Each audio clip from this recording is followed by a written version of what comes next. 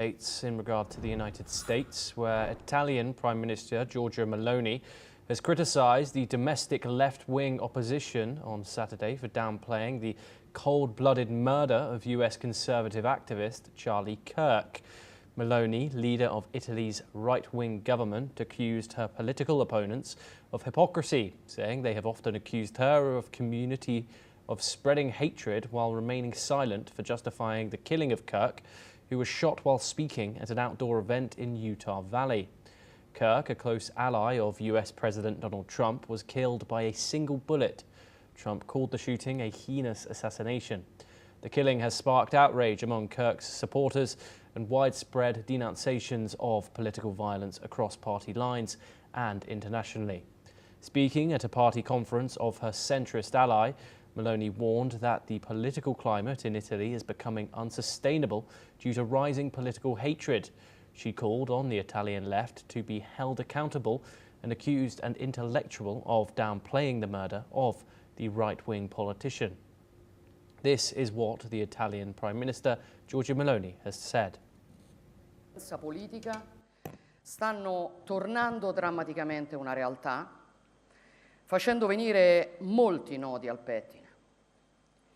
Io vengo da una comunità politica che è spesso stata accusata ingiustamente di diffondere odio, che è stata accusata, guarda un po', dagli stessi che oggi tacciono, minimizzano o addirittura giustificano o festeggiano l'omicidio premeditato, intenzionale, a sangue freddo di un ragazzo di 31 anni che aveva la colpa di difendere con coraggio le sue. Ci sono persone a cui è legittimo sparare in base alle loro idee, o a cui è meno grave sparare sempre perché non condividiamo le loro idee, o a cui è comunque comprensibile che venga voglia di sparare in base alle sue idee.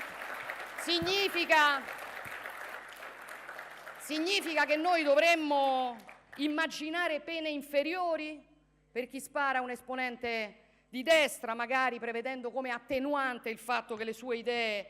Sia arrivato il momento di chiedere conto alla sinistra italiana di questo continuo minimizzare o addirittura di questo continuo giustificazionismo della criminalizzazione, della violenza nei confronti di chi non la pensa come loro, perché il clima anche qui in Italia sta diventando insostenibile ed è ora di denunciarlo ed è ora di dire chiaramente che queste tesi sono impresentabili, pericolose, irresponsabili e antitetiche a qualsiasi embrione di democrazia.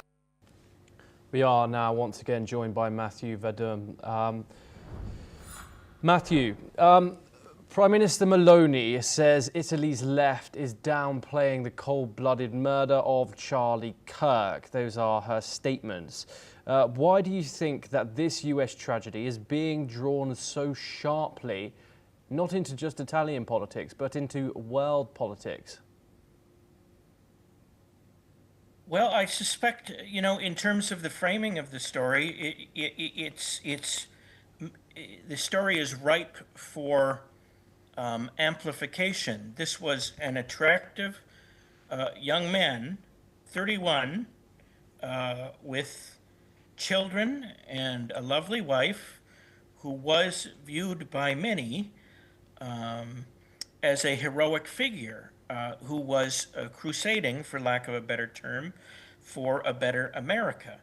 And he wasn't a strident, brutal figure, which, President Trump has often been accused of being. He was actually a gentle, he could fight back, but he was a gentle figure who was very gracious in confronting people who disagreed with me, especially in his question and answer sessions on college and university campuses across America. This is somebody that people can relate to. They can understand and empathize with him. They liked him, and he was a very important figure. Some have said, and I think there's some truth to it, that without Charlie Kirk's advocacy of President Trump in 2024, President Trump could not have been reelected in 2024, that it just wouldn't have happened, because Charlie Kirk was a decisive figure in swinging over young people to vote for President Trump. And so, the combination of this being, it's like he was out of central casting from Hollywood, to use an expression. He was a handsome figure who was likable and who people could relate to. And then he was cut down. He was murdered. He was martyred in the prime of life on camera. We've all seen the gruesome footage of him being hit in the neck and the blood spraying out. And this is a powerful thing that has affected a lot of people.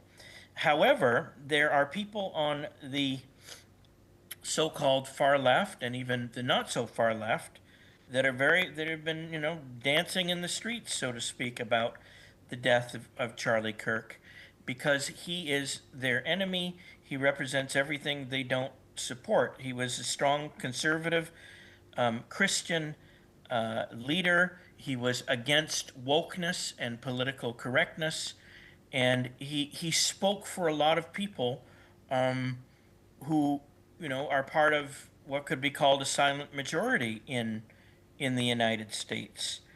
And so he is the enemy of the left, and so they are, not all of them. People like California Governor Gavin Newsom condemned the assassination, as did, a lot of prominent Democratic Party leaders. But this is someone that the left really hates, and they hate him. They detested him because he was effective in getting his side's message out. They don't just focus their anger on people who say things they disagree with. Like Sean Hannity, conservative radio and TV talk show host in the United States. They may not like him, or they may not have liked Rush Limbaugh, the late radio TV host, but Rush Limbaugh wasn't a political figure who got things done. Charlie Kirk got things done, and that made him a threat, and that made him an object of disgust and hatred to people on the left. I think that's a good summing up of it. Yes, thank you very much, Matthew, for joining us here on the program. Thank you for taking the time. We now move on and over to the